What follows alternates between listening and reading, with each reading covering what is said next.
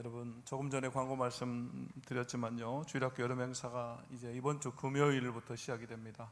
금요일 오후에 유년 초등부 성경학교가 시작이 되고요, 토요일에 영아 유치부, 그리고 또 한두 지나서 중고등부 수련회, 또 청년부 수련회까지 있습니다. 여러분 계속해서 기도해 주시고, 또 우리 자녀들 손주들 잊지 말고 보내주시고. 내일부터 뭐 한다고 그랬죠? 저 분명히 광고해 드렸습니다. 네, 기도회 있다고 그랬죠? 기도회 저녁 8시에. 그래서 꼭 나오셔서 함께 기도할 수 있기를 바랍니다. 우리 중직들, 장로님들, 권사님, 안수집사님들 꼭 참석하셔가지고, 또 교사들도 오시고, 그래서 월요일부터 함께 기도했으면 좋겠습니다. 우리가 해줄 수 있는 가장 귀한 섬김이 여러분 기도예요. 기도해야 아이들이 변화되고, 기도해야 아이들 나오고, 원수 마귀들의 공격도 맞고, 기도 없이 되지 않습니다. 자, 우리 한 번 더 할까요? 옆 사람에게 기도의 자리에 나옵시다. 우리 옆 사람에게 한 번 더. 다 나오실 줄로 믿습니다. 자, 우리가 지난주까지 이사야서를 읽었습니다. 그리고 이번 주부터 2주간 예레미야서를 읽게 됩니다.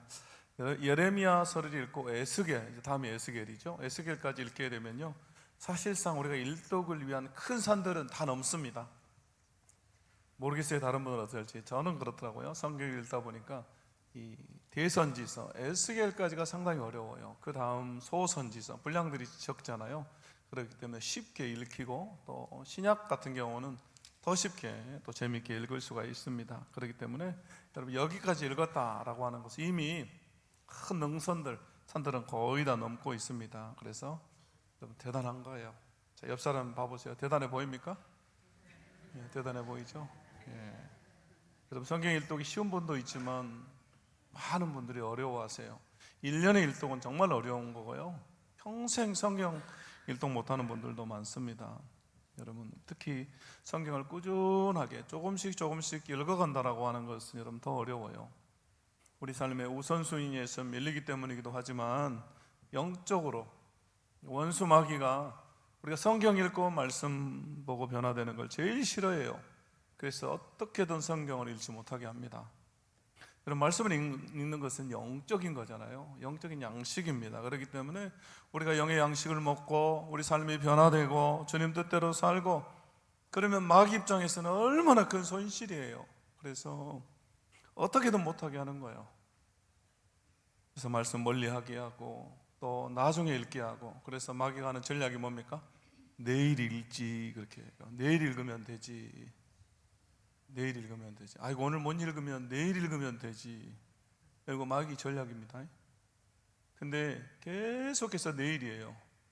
또 내일 되면 아이고 내일 읽지, 또 내일 되면 또 내일 읽지, 그래요. 그래서 여러분 우리가 성경 읽는데 많지 않잖아요. 5장, 6장 요 정도밖에 안 되니까 여러분 미루지 말고 그날 이렇게 읽어야 돼. 여러분 막히지 않습니다. 그래서 여러분 꼭 읽을 수 있기를 바랍니다. 자, 오늘은 예레미야 18장의 말씀을 통해서 다시 빚으시는 은혜라는 제목으로 하나님 말씀 증거하겠습니다. 우리가 3주 동안 은혜에 대해서 말씀을 나누고 있는데요, 7월 첫째 주에는 우리가 상반기 6개월을 돌아보면서 하나님의 은혜로 여기까지 왔습니다, 은혜로 여기까지 왔습니다 라고 여러분 고백했습니다. 기억이 나시는지 모르겠어요. 기억이 조금 납니까? 조금? 제목 보니까 기억이 납니까? 그리고 지난주에는 하나님이 버러지 같은, 지렁이 같은 우리를 도우시고 힘주시고 강하게 하시겠다 말씀하시고, 은혜로 다시 시작해라 말씀하셨죠? 은혜로 다시 시작합니다 했어요. 자, 사실 여러분 우리가 은혜로 다시 시작합니다 라고 고백하고 결단하지만 쉽지가 않아요. 그래서 여전히 반복된 그 습관적인 죄들을 우리가 먹고 마시면서 살 때가 많고, 여전히 실수하고 넘어질 때가 많습니다. 그때 우리가 기억해야 돼요. 이 말씀, 하나님께서 우리를 빚으신다라고 하는, 우리를 다시 빚으시는 은혜. 우리가 넘어지고 실수할지라도 하나님 우리를 다시 빚어주세요. 새롭게 빚어주신다, 그 말이죠. 그 말씀이 오늘 말씀이잖아요. 오늘 보십시오. 예레미야 선지자에게 하나님께서 말씀하세요. 2절에 너는 일어나 토기장이의 집으로 내려가라, 이렇게 말씀하세요. 하나님께서 예레미야 선지자를 왕궁으로 보낸 것도 아니고 성전으로 보낸 것도 아니고 평범한 사람이 일하는 토기장의 집으로 가라고 말씀하세요. 여러분, 하나님은 때로 이런 평범한 삶을 통해서 우리에게 말씀하세요. 매일의 내 삶, 그 평범한 삶 속에서 하나님 얘기하세요. 성경에도 보면 들판의 씨앗을 통해서 우리 주님 말씀하시잖아요. 또 목자의 모습을 통해서 말씀하시고 포도나무와 가지를 통해서 말씀하세요. 이제 예레미야가 말씀에 순종해서 토기장의 집으로 내려갑니다. 그리고 3절에 보니까 토기장이가 농노로 일을 하는데 이렇게 나오죠. 여러분, 농노가 뭐냐면 진흙을 빚을 때 TV 같은 데 보면 막 돌아가면서 진흙을 빚어 올리잖아요. 그때 쓰는 이 물레라는 것을 말합니다. 이 물레가 우리 성경에 농노라고 번역이 되어 있어요. 지금 토기장이가 물레를 돌리면서 진흙을 빚는 거예요. 그러면서 그릇을 만드는 거죠. 그러면서 보니까 망가지기도 하고 또 그걸 새롭게 빚어서 만들기도 하고, 그 과정을 보면서 하나님께서 이스라엘 백성들을 향해서, 오늘 우리를 향해서 하고 싶은 말씀을 주시는 거예요. 영적인 진리를 깨닫게 하시는 겁니다. 이 말씀 통해서 우리가 기억해야 될 세 가지 은혜를 나누려고 합니다. 자, 첫 번째 함께 읽겠습니다. 시작. 우리는 하나님의 손 안에 있는 진흙입니다. 아멘. 그렇습니다. 우리가 첫 번째로 기억해야 될 사실은 바로 우리는 전능하신 창조주 하나님의 손 안에 있는, 하나님의 손에 있는 진흙이다라는 것입니다. 오늘 6절 말씀에 그렇게 나오죠. 여호와의 말씀이니라. 이스라엘 족속아, 이 토기장이가 하는 것 같이 내가 능히 너희에게 행하지 못하겠느냐. 이스라엘 족속아, 진흙이 토기장이의 손에 있음 같이 너희가 내 손에 있느니라. 이렇게 말씀하시죠. 너희가 내 손에 있다. 여러분, 진흙을 한번 생각해 보세요. 진흙이 뭔지 아시죠? 네. 여러분, 진흙 자체는 사실 아무것도 아니에요. 밭에 있는 그 고운 흙에다가 물을 섞어 놓은 거잖아요. 그럼 진흙은 스스로 어떤 모양도 낼 수가 없습니다. 어떤 대단한 능력이나 가치를 가지고 있는 게 아니에요. 진흙 자체는. 진흙이 스스로 위대한 도자기나 위대한 그릇이 될 수도 없어요. 스스로 아름다운 예술 작품이 되지도 못합니다. 그럼 진흙에게 있어서 가장 중요한 것이 여러분 뭡니까? 진흙에게 가장 중요한 것은 누구의 손에 놓여 있느냐 하는 것이죠. 진흙의 가치와 운명은 철저하게 단 한 가지, 누구의 손에 붙들려 있는가라는 것이에요. 그럼 진흙이 어린아이의 손에 쥐어지면요, 장난하다가 버려지는 흙 뭉탱이일 뿐입니다. 또 여러분, 손재주가 없는 사람, 저같이 손재주가 없는 사람에게 주어지면 여러분 엉망이 되겠죠. 요즘 아이들이 이렇게 손재주 없는 사람을 똥손이라고 하더라고요. 똥손. 우리 아들이 그래요. 아빠는 똥손이야. 아빠가 손재주가 별로 없대요. 저는 칼이나 가위로 뭔가 막 오리고 이런 걸 잘 못해요. 근데 반대로 같이 사는 여자분은 그걸 참 잘해요. 막 섬세하게 오리고 자르고 그걸 너무 좋아해요. 잠이 안 오면 막 그거 하고 있어요. 저는 초등학교 때 미술 시간에요, 선생님이 진흙 가지고 뭘 만들어라 이런 거 싫어했어요. 코끼리 만들어라 막 그러잖아요. 또 동물 뭐 만들어라 그러잖아요. 그래, 그 동물을 만들어라고 해서 만들었는데 선생님 나중에 그래요. 너 뭘 만들어놨냐 그래요. 저한테 널 뭘 만들었냐. 여러분, 이제 밝히는 사실이지만 저는 미술 시간을 안 좋아했습니다. 별로 재미가 없었어요. 여러분, 그러나 반대로 이 토기장이의 손에 놓인 진흙은요, 아름답고 쓸모있는 그릇으로 만들어집니다. 위대한 장인의 손에 붙들리면 수백 년을 이어가는 아름다운 예술작품으로 태어나는 것이죠. 결국 똑같은 진흙이지만 누구의 손에 있느냐에 따라서 그 미래가 달라지고 그 쓰임이 달라지고 그 모양이 달라지고 중요도가 달라져요. 여러분, 이것은 우리 인생도 마찬가지입니다. 여러분, 중요한 것은 우리가 얼마나 대단한 재능을 가졌느냐가 아닙니다. 얼마나 좋은 환경에서 시작했느냐도 아니에요. 얼마나 많은 것을 가지고 있느냐도 아닙니다. 중요한 것은 내 인생이 누구의 손에 있느냐, 내 인생이 누구의 손에 붙들려 있느냐 하는 것입니다. 그래서 오늘 본문 6절에서 주님께서 그렇게 말씀하시는 거예요. 이스라엘 족속아, 진흙이 토기장이의 손에 있음 같이 너희가 내 손에 있느니라. 너희는 내 손에 있다. 너희는 내 손 안에 있는 진흙이다 이렇게 말씀하세요. 이사야 64장 8절도 그렇게 말씀하십니다. 함께 읽어보겠습니다. 이사야 함께 읽습니다. 시작. 그러나 여호와여 이제 주는 우리 아버지시니이다. 우리는 진흙이요 주는 토기장이시니 우리는 다 주의 손으로 지으신 것이니이다. 아멘. 우리는 진흙이고 우리 주님은 하나님은 토기장이십니다. 그분 우리를 만드시는 분이에요. 그래서 누구보다도 우리를 잘 아세요. 그분이 만드셨기 때문에 우리의 장점도 아시고 우리의 약함도 아시고 나보다 나를 더 잘 아세요. 여러분, 우리가 우리를 잘 아는 것 같지만 모를 때가 많아요. 근데 그분이 우리를 만드셨기 때문에, 지으셨기 때문에 누구보다도 우리에 대해서 잘 아십니다. 그러므로 우리가 해야 할 일은 뭡니까? 그분께 맡기는 겁니다. 그분이 나보다 나를 더 잘 아시기 때문에 그분의 손을 의지하는 거예요. 철저하게 토기장이신 그분께 내 삶을 의탁하는 것입니다. 주님, 저는 진흙이에요. 저는 아무것도 아닙니다. 내 고집, 내 능력을 의지하지 않겠습니다. 오직 토기장이신 우리 주님의 손에 내 삶을 온전히 맡겨드립니다. 이거 우리가 이렇게 고백해야 됩니다. 주님께 다 맡겨야 돼요. 여러분, 주님께 맡기는 인생이 복된 인생입니다. 그래서 주님이 그렇게 말씀하시잖아요. 베드로전서 5장 7절에서 너희 염려를 다 주께 맡기라. 이는 그가 너희를 돌보심이라. 여러분의 염려, 걱정, 불안, 미래, 장래, 자녀들까지 다 주님께 뭐 하라고요? 맡겨라. 예, 맡겨야 돌보신대요. 맡겨라. 그럼 내가 돌봐줄게 말씀해요.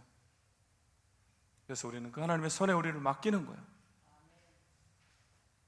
제가 참 감동 있게 읽은 책 중에요, 파인애플 스토리라고 하는 책이 있습니다. 아주 얇아요.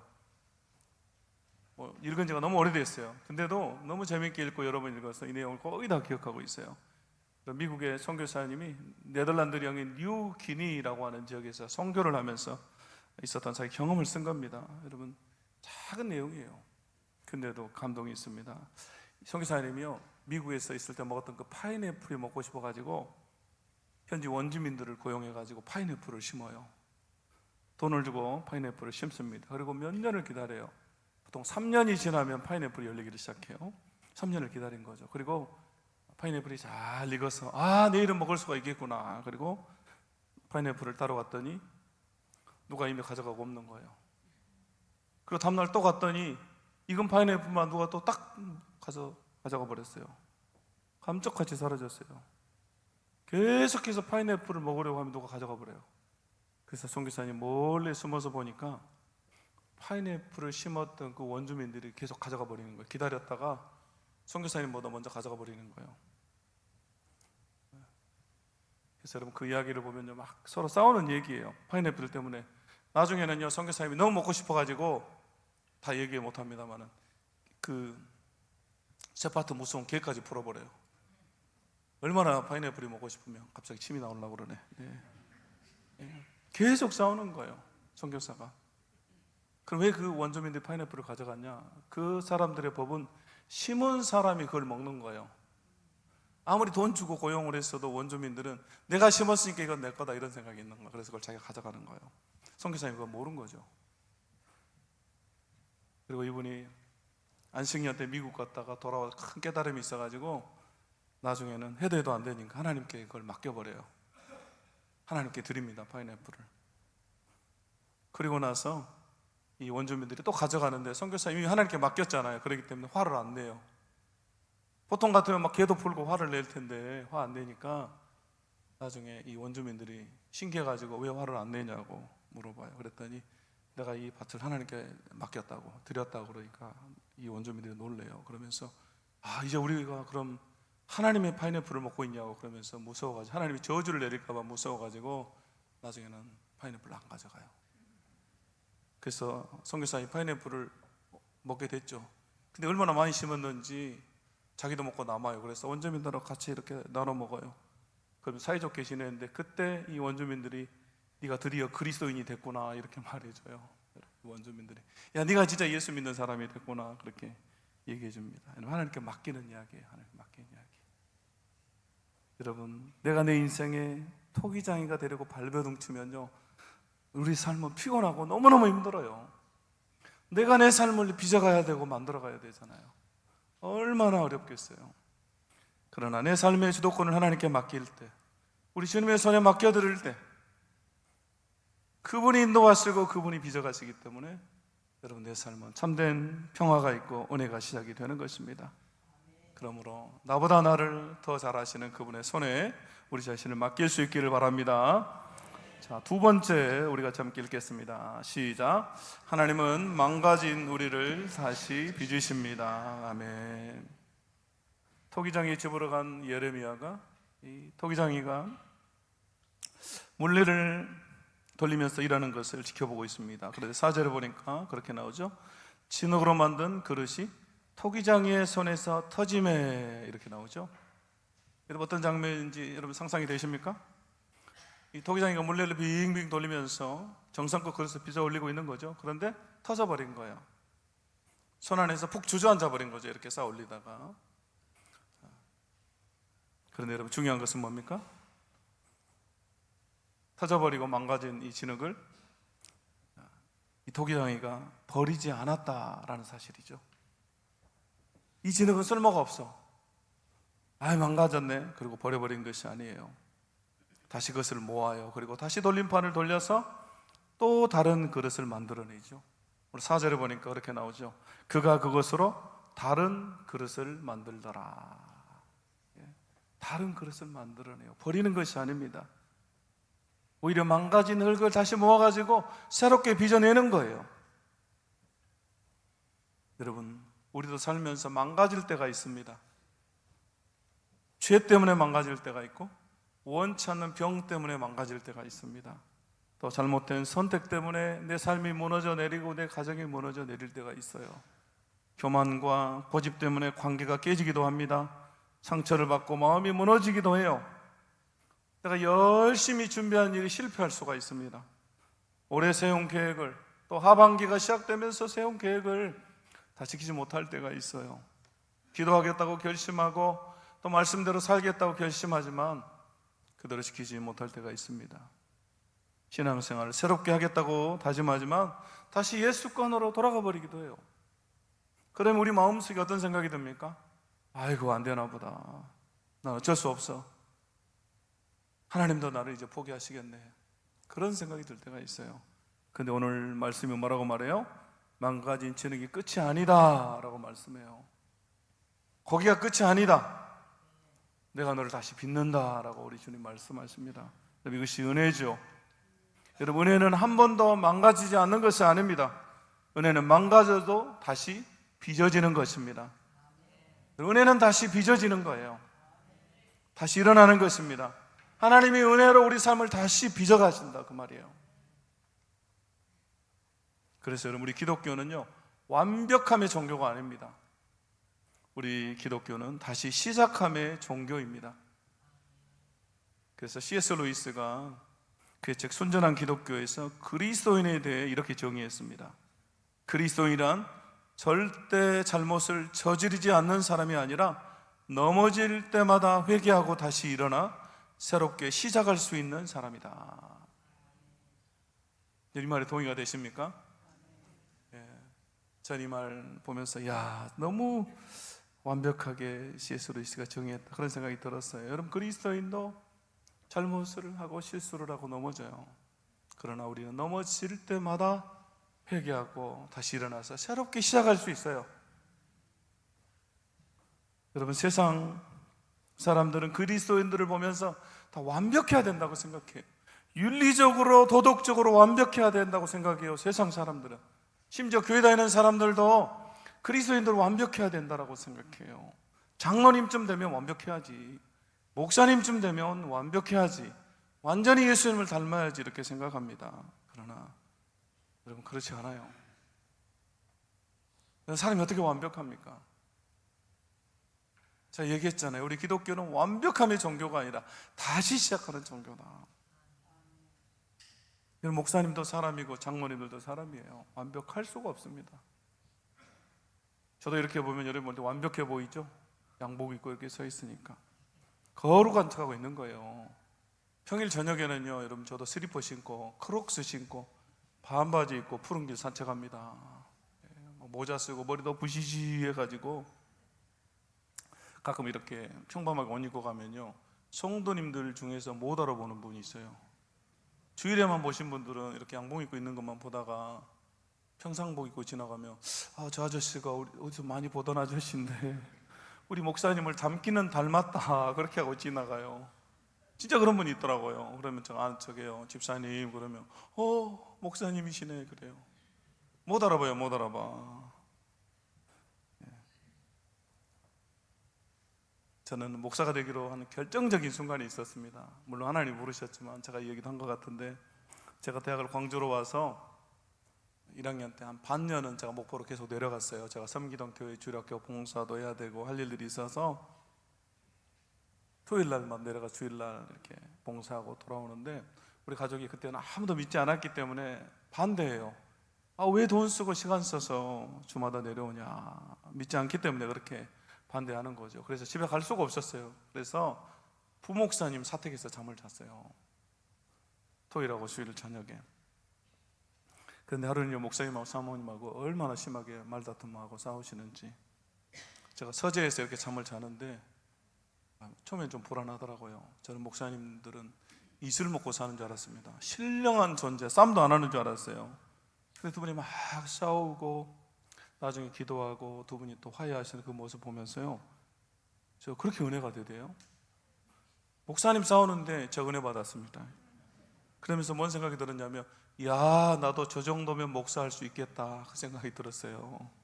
목사도 사람이구나 그 생각이 들었어요. 하나님이 약한 자를 불러서 사용하시는구나, 그런 깨달음이 온 거예요. 완벽하다 그러면 어떻게 목사할 수가 있겠어요? 여러분, 성경이 말하는 의인은 어떤 사람입니까? 여러분, 잠언 24장 16절에서 이렇게 말합니다. 우리가 좀 읽어보겠습니다. 시작. 대저 의인은 7번 넘어질지라도 다시 일어나려니와 악인은 재앙으로 말미암아 엎드러지느니라. 아멘. 여러분, 의인도 넘어집니까? 안 넘어집니까? 넘어져요. 여러분, 의인도 넘어집니다. 우리는 의인 그러면 넘어지지 않아야지, 꼿꼿하게 서 있어야지, 흔들리지 않아야지라고 생각해요. 그러면서 이거 나 같은 사람은 의인의 자격이 없지 이렇게 생각하지만, 성경 의인도 넘어진답니다. 근데 여러분, 의인은 어때요? 넘어져도 다시 일어나요. 일어나. 실수하고 연약해서 쓰러져도 다시 일어납니다. 예수 그리스도로 말미암아 다시 일어나는 거예요. 믿음으로 일어나는 것입니다. 그 사람이 의인이잖아요. 의인. C.S. 루이스가 말한 그리스도인의 정의와 똑같잖아요.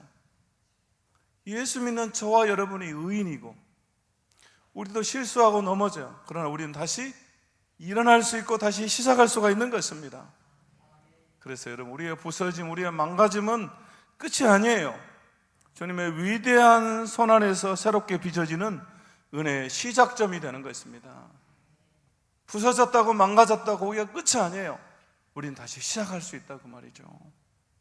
그러므로 우리 인생에서 가장 두려운 것은 실패하고 망가지는 것이 아닙니다. 실패한 후에 하나님의 손에서 벗어나는 것이 더 두려운 거예요. 넘어졌다고 하나님을 떠나버리는 것. 많은 사람이 그래요. 실패하고 실수했기 때문에, 망가졌기 때문에 하나님을 완전히 떠나버려요. 죄를 지었다고 예배의 자리를 멀리 해버립니다. 기도가 잘 되지 않는다고 기도를 포기해버려요. 여러분, 그게 두려운 거예요. 오히려 그때 우리는 하나님의 손을 우리가 의지하면서 더 가까이 주님께 나아가는 것입니다.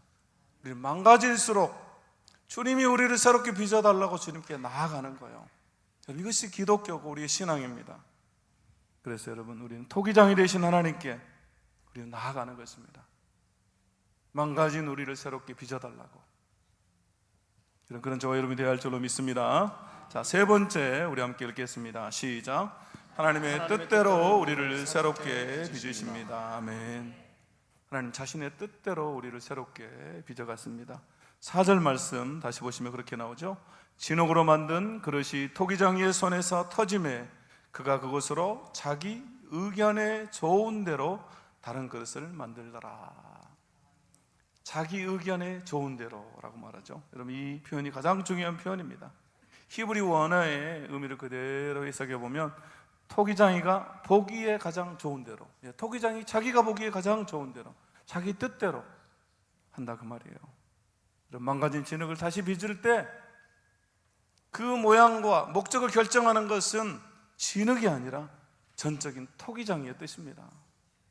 진흙이 토기장이에게 나는 멋지고 아름다운 꽃병이 되고 싶어요. 나는 다른 사람들이 바라보는 화려한 장식품이 되고 싶어요. 나는 평범한 그릇은 싫어요. 멋진 도자기가 되고 싶어요. 이렇게 말할 수가 없다는 거죠. 여러분, 다 토기장이가 결정해요. 어떤 그릇은 물을 깃는 데 쓰고, 어떤 그릇은 곡식을 담는 데 쓰고, 또 어떤 그릇은 야 보기 좋네, 이것은 귀하게 사용해야지. 토기장이가 결정합니다. 결국은 이 본문은 하나님의 주권을 우리에게 말하고 있는 것입니다. 전적인 하나님의 주권, 하나님 우리 인생의 주인이다라는 것입니다.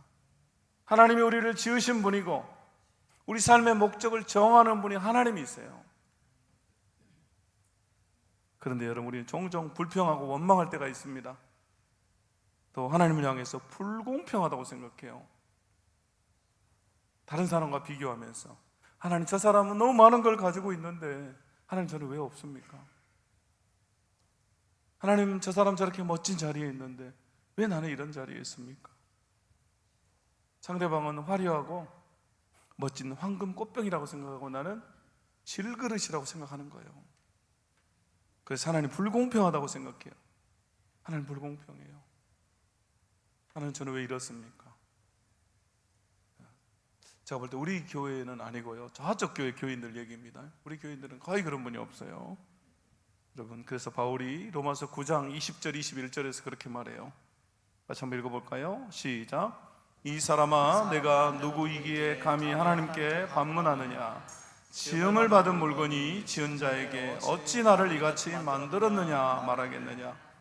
토기장이가 진흙 한 덩이로 하나는 귀 있을 그릇을, 하나는 천이 있을 그릇을 만들 고난이 없느냐? 이 말씀, 하나님 우리를 함부로 다루신다, 하나님 우리를 차별하신다, 그런 뜻이 아니죠. 앞에서 얘기한 것처럼 하나님의 절대적인 주권, 창조주이신 하나님께서 우리를 그분의 목적과 그분의 그 방향을 따라서 결정권을 가지신 그분이 그분의 뜻대로 우리를 만드신다라는 것입니다. 그러므로 우리는 그 하나님을 신뢰해야 돼요. 공평하신 그분이 그분의 목적에 맞게 우리를 빚으시기 때문에 다 그분의 쓰임에 적합하게 우리를 여러분 빚으시는 것입니다. 그래서 여러분은 불평해서도 안 되고, 저는 선교지에 있으면서요 딱 한 가지 불평한 적이 있어요. 제가 다른 건 불평하지 않았어요. 재정이 넉넉하지 않다 그래서 불평하고 그러진 않았어요. 저는 딱 한 가지 불평한 적이 있는데, 뭐냐면 왜 나를 하나님 이 땅에서 태어나지 않게 하셨어요? 그걸 제가 불평했어요. 더 열심히 선교하고 싶고 복음을 전하고 싶은데 언어의 한계가 있잖아요. 여러분, 오늘 아무리 잘해도 현지인처럼 하기가 쉽지 않아요. 그래서 하나님, 내가 오늘 더 잘했으면 더 복음을 잘 전할 텐데, 그런 마음이 있었고요. 또 언어 배우느라 너무 고생했어, 그런 마음도 있었고, 또 적응하느라, 또 비자 내고 쫓겨날 거 걱정, 이런 것들 때문에 제가 그 기도를 했어요. 근데 나중에 주님이요 저한테 답을 주셨어요. 뭐라고 주시냐면 두 가지 알려주시는데, 하나는 야, 네가 이 땅에서 태어났으면, 저는 한국 사람이잖아요. 그래서 한국에 태어났잖아요. 네가 이 선교지 이 땅에서 태어났으면 네가 예수 믿었겠냐? 그렇게 저한테 질문하셨어요. 네가 한국에서 태어나니까 복음을 듣고 예수 믿은 거다, 그거 말씀해 주시고요. 네가 선교사기 때문에 이 땅의 영혼을 더 사랑할 수 있다, 그 말씀을 주시더라고요. 그래서 제가 하나님 앞에 불평했던 거 회개했습니다. 결국 주님은요 그분의 쓰임에 맞게 우리를 빚으세요. 여러분, 우리에게 잘 알려진 송명희 시인 여러분 아시죠? 송명희 시인, 이분이 1963년 6월에 태어나자마자 생명을 잃을 뻔합니다. 태어나면서 의사의 부주의로 이 소뇌를 다쳐요. 그러면서 울지도 못하고 몸도 가누지 못해요. 태어나자마자 사망 선고를 받습니다. 그리고 버려지는데요, 새벽녘에 이 딸꾹질을 하면서 다시 살아나요. 그런데 몸은요, 자기 마음대로 가눌 수가 없어요. 말도 제대로 할 수 없고. 그러면서 여러분, 이 장애의 삶을 살아가죠. 사진 있으면 한번 보여주십시오. 혹시 모르는 분들이 있을 수 있으니까. 예, 송명희 씨, 지금은 연세가 많습니다. 또 다른 사진 하나 보여주세요. 예, 지금도 살아계시죠? 예. 여러분, 60년대 우리나라 장애에 대한 편견이 얼마나 심할 때입니까? 그래서 골방에서 혼자 지내요. 어려서부터. 이분이 사회적 시선 때문에. 근데 그곳에서 책을 통해서 세상을 배웁니다. 그리고 16살에 예수 그리스도를 만나요, 이분이. 그리고 시를 쓰잖아요, 이분도. 그러면서 우리가 좋아하는 그 찬양, 여러분 90년대 초반에 교회마다 이 찬양 불렀어요. 나라고 하는 찬양. 뭐 아시죠? 나 가진 재물 없으나, 나 남이 가진 지식 없으나, 나 남에게 있는 건강 있지 않으나, 나 남이 없는 것 있으니. 나 가진 재물 없으나, 나 남이 가진 지식 없으나, 나 남에게 있는 건강 있지 않으나, 나 남이 없는 것 있으니. 그러면서 여러분 마지막에서 뭐라고 고백합니까? 공평하신 하나님이 공평하대요. 여러분 어떻게 하나님을 향해서 하나님 공평하다고 여러분 말할 수 있겠어요? 내가 이분 같았으면 하나님 불공평해요, 하나님 나를 어떻게 이렇게 태어나게 하실 수가 있어요? 라고 말할 것 같아요. 이런 분들은 하나님에게 하나님 불공평해요 라고 말할 수 있는 자격이 좀 되잖아요. 그런데 여러분 생각해 보세요. 이런 분들은 자기 몸도 가누지 못해요. 말도 못합니다. 그런데 이런 분은 하나님 공평해요 라고 고백하고, 사지멀쩡한 저와 여러분은 하나님을 향해서 하나님 불공평해요, 하나님 저는 이것도 없고 저것도 없고 없는 것뿐이에요, 그렇게 고백하잖아요. 하나님 불공평해요.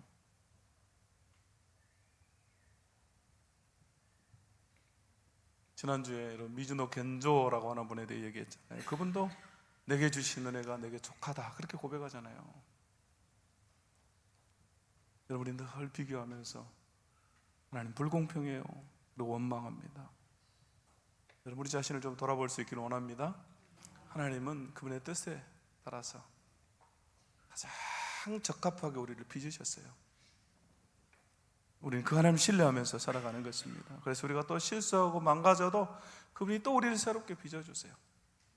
그러므로 우리는 원망하거나 불평하거나 하나님 공평하지 않아요 라고 말하지 말고 우리가 감사함으로 나아갈 줄로 믿습니다. 이제 말씀 마치겠습니다. 사랑하는 성도 여러분, 우리는 하나님의 손에 있는 진흙입니다. 그러므로 우리 인생에서 가장 중요한 것은 내가 얼마나 대단한 존재인가가 아니라 내가 누구의 손에 있는가, 내가 누구 손에 붙들려 있는가 하는 게 중요하고요. 둘째, 하나님 망가진 우리를 다시 빚으십니다. 그럼 실패가, 내가 망가진 것이 여러분 끝이 아니에요. 토기장에 손 안에만 있으면 다시 새롭게 빚어집니다. 주님 우리를 버리지 않고 다시 빚으세요. 셋째로 그분은 자신의 뜻에 맞게 우리를 새롭게 빚으십니다. 우리가 원하는 모양이 아니라 그분이 원하는 모양으로. 그분이 우리를 너무나 잘 아시기 때문에 그분의 뜻대로 우리를 빚어갔습니다. 그러므로 우리는 원망과 불평이 아닌 감사와 찬양으로 그분의 뜻을 이루실 그분께 감사하면서 그분을 신뢰하며 나아가는 우리 모두가 되어야 할 줄로 믿습니다. 이제 우리 함께 찬양하겠습니다. 이 말씀 우리 기억하면서 은혜로다라는 찬양